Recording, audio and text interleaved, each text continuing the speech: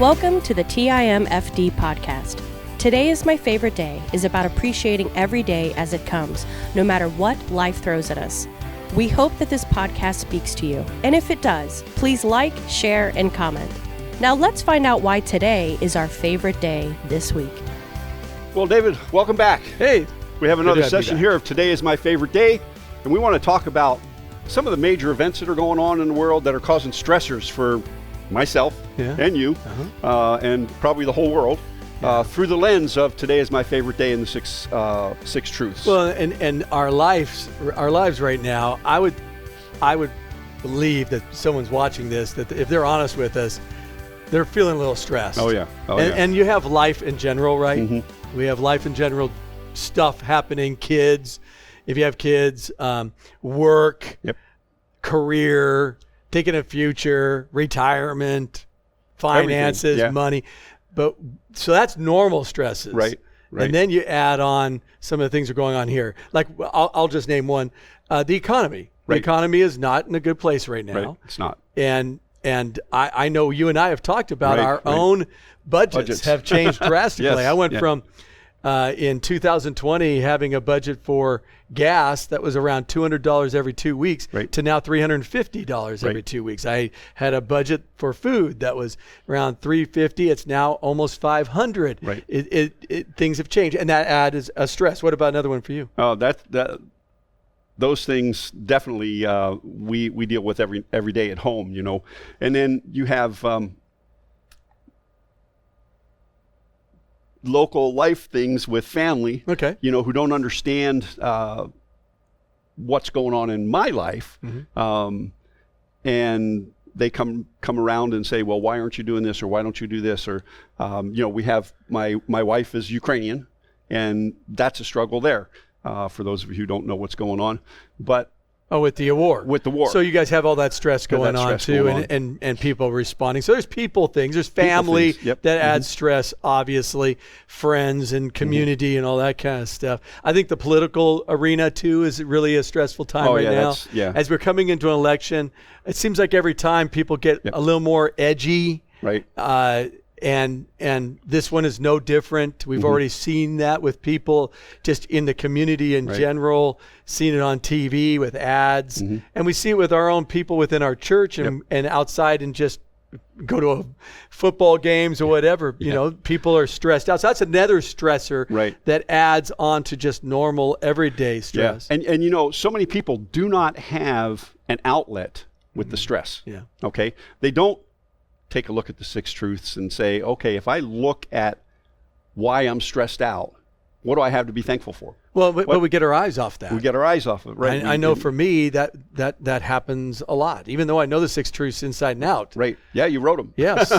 And I say them every morning. Right. There are times where just the stress gets too much. For us, another stressor would be the death of our daughter, Rebecca. And because of that, we're still not recovered there. It's going to take a time. Yes. And small things that would normally never affect me become big things when you add on the economy, political issues, family, and then Rebecca, and then and I'm not the only one. You have those. All of us have that. Yeah.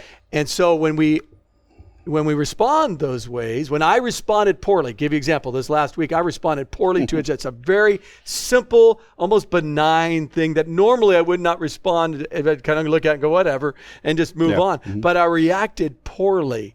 And I was wondering, why is this happening? Why am I doing this? You know? And I finally had to stop. And you've had a reaction too, like what's going on in your life. Yeah, we were driving home from visiting my mom. That's right. You went, stroke. We went up there. Your mother is close to dying herself. She is. But we're coming home, and we split it up. We stopped and stayed in Charleston. Had a great deal. But the skid plate. That's right. Fell right off your car. Right off the front of the car. And so I thought I had it back up there. You know, I had 200-mile-an-hour duct tape on it. Sure. And we're in the middle of I-95 in South Carolina. No, we were in Georgia at the time. And out in the middle of nowhere. Okay. And they came off again. Yeah. And so maybe saying that. We called one of the roadside services, and I won't mention their name. 2 hours later, they still hadn't showed up. But that adds some stress to your life. Yeah. But I'm laying on the 90, 95 degree weather, laying on the asphalt. trying to, and you go back to the surgery that I had where I have no control in some areas, and there's no restroom, and it's a drag, and so all that stuff. And then my wife, all she's seeing is I'm laying underneath the car, and here comes the 18-wheelers, like 18 inches away, and she's seeing me splatted all over the place. And she's panicking. She's panicking, and I reacted very badly to her panic. It's like, no, I'm all right. Yeah. And that just didn't work. We did finally get it off and realize that was just another adventure that God had us put us through. And we actually, after that, we went through the next lesson in Louis Giglio's book, Don't Let the Enemy have a seat at your table. I think the biggest thing is to look up, stop and look up. Yep. Mm-hmm. And if I stop, which finally I had to, I was just on a rampage, and I just went, this is ridiculous. And I sat and started going over these truths again. And I talked about them in our last podcast number 30. So this is 31. This is 31. Mm-hmm. And I just would start going, okay, what is going on here? And instead of focusing, well, that person did this, or this is what's going on here, I just went, why am I thankful for today? Right. And the first thing was just, I'm breathing. Yeah.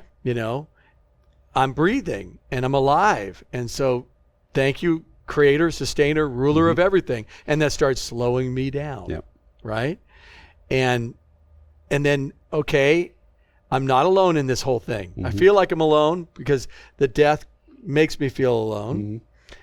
But I'm not. God is with me. He's omnipresent. He's omniscient. He knows everything about me. And he's omnipotent, gives me the strength to work through this. And I should be able to work through the struggle here by giving it over to him. Right. And when I don't give it over to him, that's the problem. That's the problem. And I think the biggest issue for me is I'm not grasping on to his consistency, and I'm letting the inconsistency of life get a hold of me. Yeah. And then I try to control it. And when I try to control, then it's a problem. that is a problem for all of us when we try to get in there and control and fix things and stuff like that.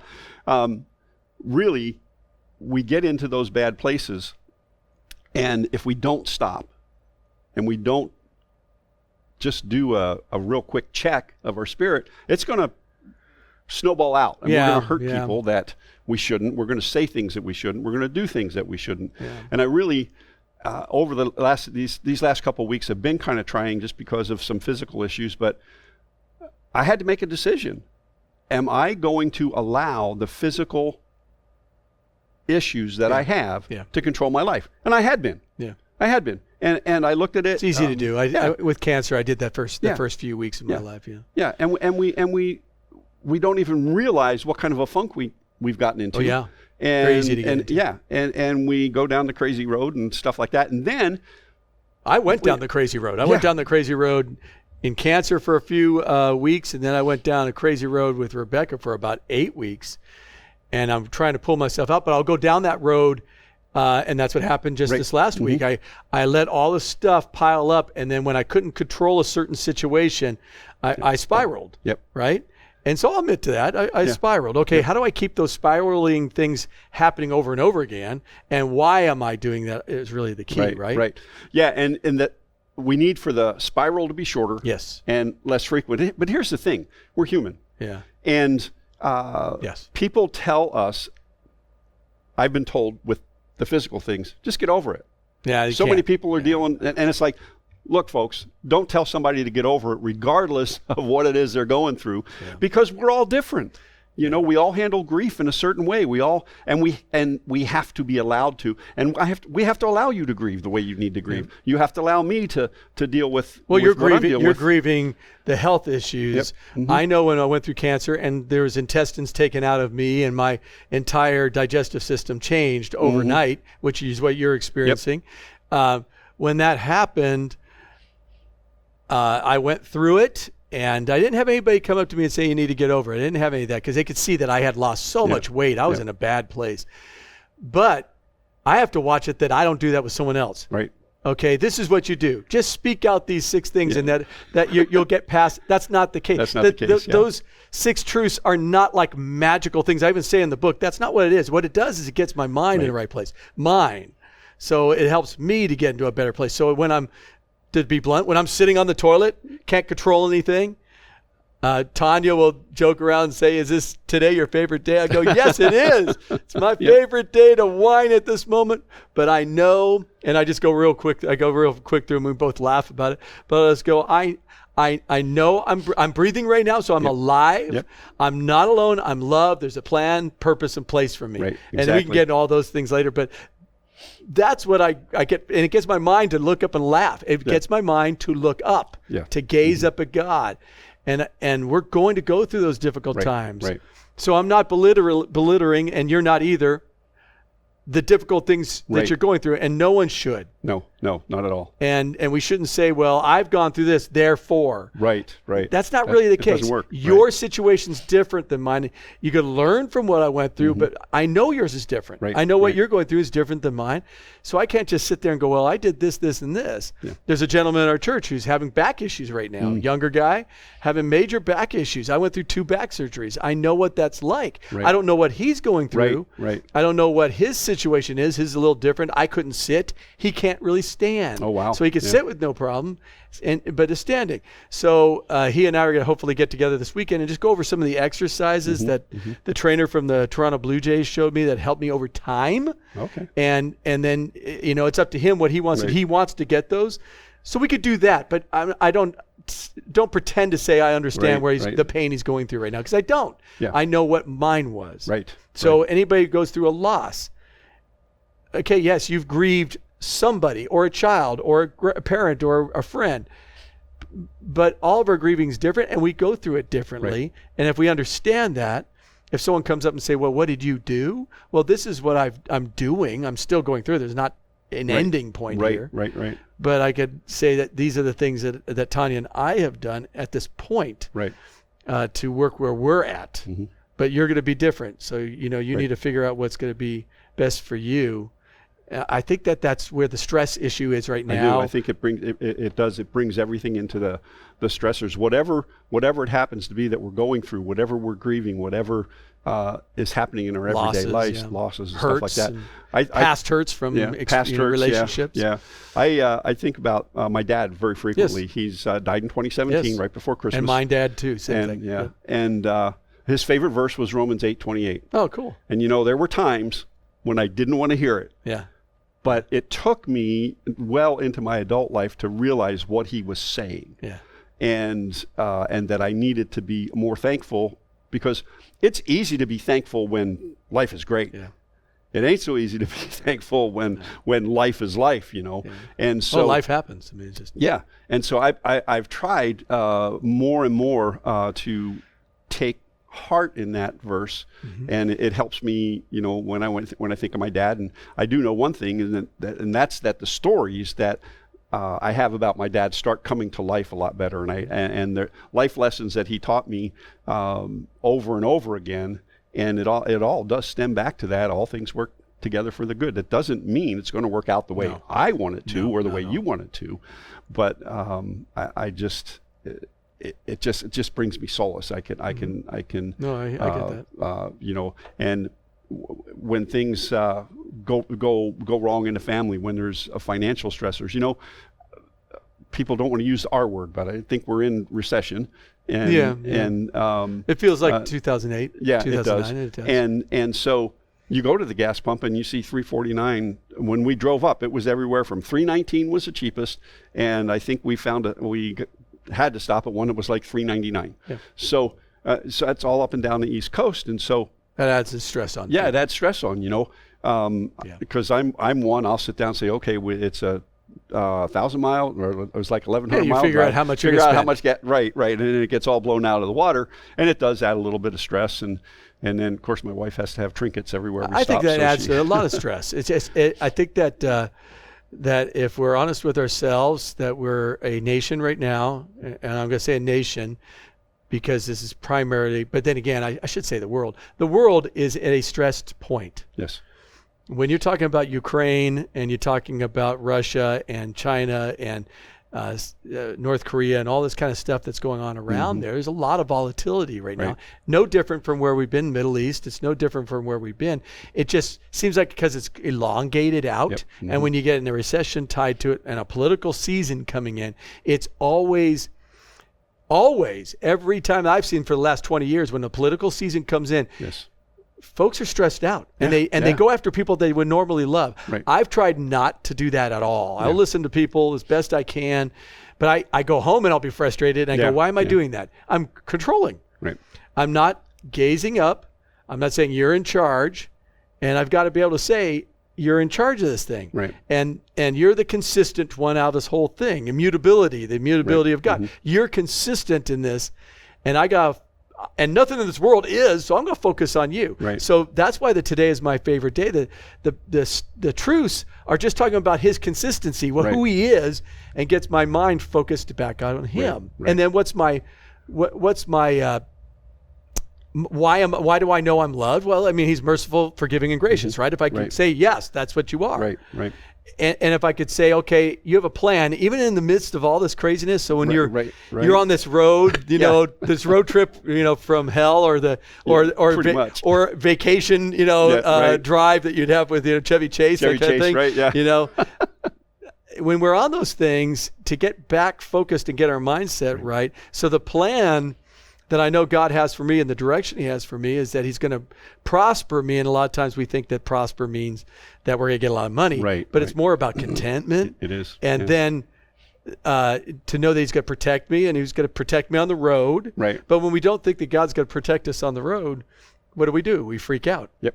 And I do that. I'm not getting on Rita at all. I do that all the time, and what's going to happen. And then thirdly, that plan is that he positions us exactly where he wants us. Right. So when I'm in a tough place and I'm positioned where God wants me at that moment, so in that moment, with all the stresses of life, for us, the death of our child, and I'm in this moment that's stressing me out, well, why did God put me in this place? Because he's in charge of it all. He's in charge of it all. And I need to, instead of asking why did he do that and start complaining, why don't I just look up and go, okay, you positioned me here. Some days I do good at that. Last week, didn't do very well at that. Yeah, I know. It was very bad. You were there. And it was I was just a bad attitude. Yeah. And so we're not alone. Right. So people watching this, what do we do with this right now? We have the political stress, the financial stress. We got wars going on. We got our own lives. We got our families. We got in our own lives different stuff from death to whatever, stresses and relationships. So the goal is to focus and look up, right? Mm-hmm. It is. It is. Keep that focus on God. For me, a lot of times Tuesday nights is the saving grace for me with Celebrate Recovery. And sometimes I share, sometimes I don't. But but to be around folks who are honest and who are caring and who don't share secrets, and literally when you share, it's no longer a secret because you've got it out there. But the confidentiality has never been broken in our group, and that's phenomenal for me. And so it's a safe place to get some of that stuff. Yeah, we need people. Out. Yeah, we need people. Safe people. Yeah, Jesus. We're told to confess our sins one to another, and that's pretty much what CR helps you do, and we get together on Monday mornings at 6:00 and pray, but we thank God for what he's doing. We confess our sins, what we've dealt with and everything else, and then we pray for folks who have asked for prayer. And that's part of the prayer and thankfulness that we have to do each and every day. And a side note to the skid plate, I don't have any tools. Oh my goodness. Yeah, that adds one more stressor. I had a pocket knife. And some duct tape? We had bought the duct tape, and I had a little tiny multi-tool, which I broke. So the added stress, the added stress, and then how we respond, And I didn't respond the best until we got it up, we got it going. I called a good mechanic buddy of mine and said, "Hey, what is this going to hurt?" Nothing. Okay. And so we drove home, no issues and everything else. But I still have the reminder; it's in the trunk. So as far as the take home with this is that everybody's stresses are different. Yep. All of them are their stresses, and and we may think that the passing of someone's animal is like what's the big deal? Right. the stress of a car, what's the big deal? Right. It's a big deal at that moment, for that person. And if we can get in our mindset there, it's a little easier to have a little more compassion for people when they respond poorly. So I've always done well with that. And for the last probably 10 years, done very well with that. I responded poorly, and thank goodness the people around me didn't react at me at that time, because they could have easily done that. And they were understanding that he's got a lot of stuff going on, and I'm going to stay quiet and let him talk, and then we go back to what we need to do. Right. And so we've talked about the 6 truths, and we've sprinkled some in there, and I don't know if people caught them, but as we come to a close here today, let's just run through them once again, and so that people know what we're looking at and what we're talking about. Okay. So basically when I talk about the 6 truths, I'm talking about the 6 truths in Today is My Favorite Day. So I say, today's my favorite day. I'm breathing. I'm alive. Truth number 1. Yeah. He's my creator, my sustainer, and ruler. Today's my favorite day because I'm not alone. That's truth number 2. He is omnipresent, meaning he's everywhere at all times. Omniscient, meaning he knows all things about us and still loves us. And he's omnipotent, all powerful. So when we're weak, like last week for me, I can lean on him. I'm loved. I'm not unloved. I'm loved by the creator of everything, right? And he's forgiving and gracious and merciful. He has a plan, direction for me. So if you feel directionless, that's a very important place to be, where you know that his plan is to prosper you, to protect you. So when you're protect me when I'm in a feel like in a dangerous place, or I feel like I'm in a dark place, he'll protect me in that dark place. And he positions me exactly where he wants me. He has a purpose for me. There's meaning to my life, to love God and love others, to tell the good news, encouraging words, and to serve other people. And then lastly, today's my favorite day because I have a future. The future is heaven. Yes. And we brought that up last week with my daughter Rebecca. Right. And he produced it, he's prepared it, and he promised it to us. So these are the things I bring up every day for myself. Some days I fail. But it gets me back. When I went down that rabbit hole last week, I stopped and went right back and started going over those. And I went, okay, this is not as big as you think it is. It's not as devastating as it is. And get over yourself. Right.